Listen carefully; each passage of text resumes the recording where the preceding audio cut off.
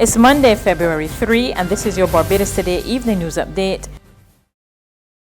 The early morning blaze which erupted at the Mangrove Landfill is now under control after the intense efforts of teams from the Sanitation Service Authority, the Barbados Fire Service, the Sustainable Barbados Recycling Center, and Jose.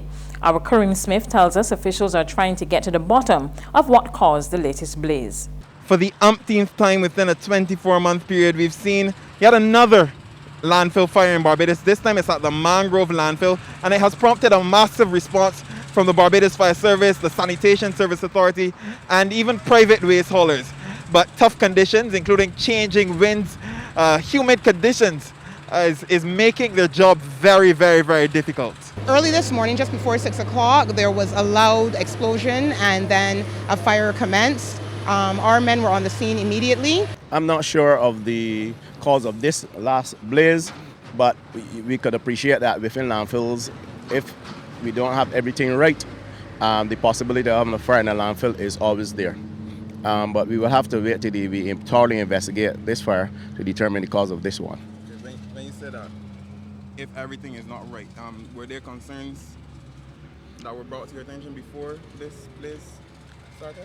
Well, we know we have the stores issue and the challenge in Barbados with the stores of tires and what we do with the tires, and this one is within the tires. So once there's a fire, it means that something has gone wrong, and therefore I would assume at this stage that something went wrong. But even without that, once we have that amount of tires in any area, is possibly having a fire. As low as there's challenges deriving from climate change, and there's heat intensity and on the landfill or in the landfill, the chances are that combustion would occur. The landfill accumulates gas, and all over the world there are clear signs. Even you'll find gardens burning now, you'll find forest fires, you will find combustions in landfills. So the highest probability of the cause at present is that as a result of heat, at intervals we're going to have these fires. Prime Minister Mottley today called for CARICOM member states to develop what she called a dedicated protocol on cooperation in energy. She offered the idea as she addressed this year's energy conference in Trinidad and Tobago. Be it from energy services, energy investment, hydrocarbons, renewable energy, educated skills, all of the various things that will come to affect the future viability of the energy industry.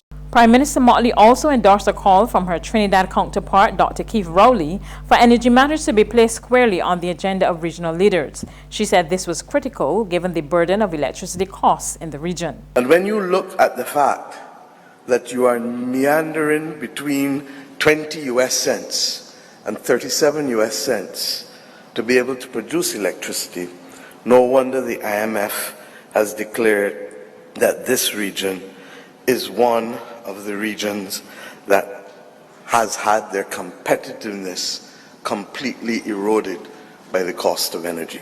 Local artist Leadpipe has gone through to the finals of the International Soca Monarch in Trinidad. The tune of the crop winner sang his 2019 crop over hit Sometime and warmed the hearts of the judges to secure a spot in the upcoming finals. Leadpipe is the only Bajan in the Groovy Soca competition since Marsville singing Oh Me did not advance. And he is the only Bajan who will be on the Fantastic Friday final stage since Walks, who sang Champions of Color in the Power Soca competition, failed to go forward. There's regional and international news after this short break. It's Festive Friday at the Bridgetown Night Market at Pelican Craft Center. Kick off the weekend this Friday from 4 p.m. to midnight with loads of food, drinks, and entertainment. Get ready for Crop Over with the Rhythm Roots Street Parade. Party like it's Kadooman Day on the street around Pelican Village with costume reveler, music, and more. It's Festive Friday. It's Festive Friday at the Bridgetown Night Market at Pelican Village Center from 4 p.m. to midnight. Admission free.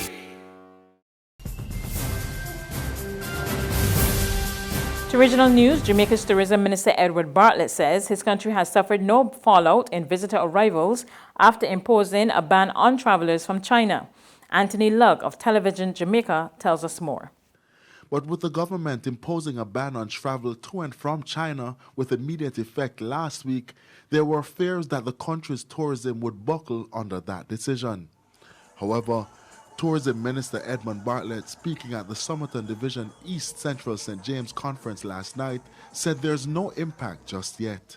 When I did my check around, talked to the stakeholders and the partners, Jamaica has not had any fallout at all from the uncertainties that now prevail in the tourism industry because of the coronavirus. He also sought to dismiss rumors about the return of some Chinese nationals by the government. You will hear that we made decisions about restraining and, in some cases, not landing certain people. It's not because we don't like, because we love everybody, as you know, and we want all tourists from all over the world to come.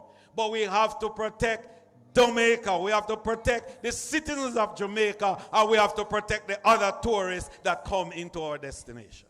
On the international scene, China has agreed to allow U.S. health experts into the country as part of a World Health Organization effort to help fight the fast-spreading coronavirus, as it accused the United States of whipping up panic over the disease with travel restrictions and evacuations. We get the story from Reuters Television. The new virus, which emerged in Wuhan, China, has killed more than 360 people, and the number of new confirmed infections climbed to more than 17,000. The flu-like virus has been reported in 23 other countries, including the United States, where an 11th case was reported on Sunday. A Chinese Foreign Ministry spokeswoman said the U.S. has, quote, unceasingly manufactured and spread panic by pulling its nationals out and restricting travel instead of offering significant aid, noting that the World Health Organization had advised against trade and travel bans. Relations between the United States and China had just begun to recover after a long and bruising trade war. Secretary of State Mike Pompeo said the U.S., which flew people out of Wuhan last week, is planning more flights out of the region. Yes, we have a handful more flights that will be heading to China to bring Americans back home from Hubei province.